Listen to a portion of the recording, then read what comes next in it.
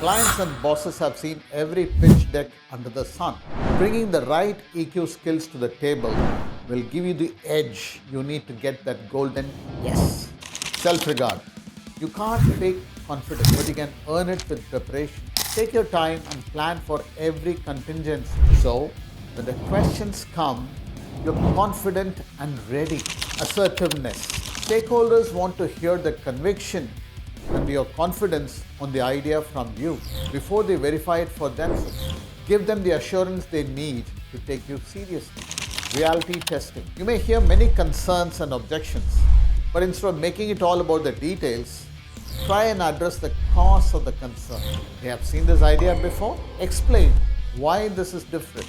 Optimism.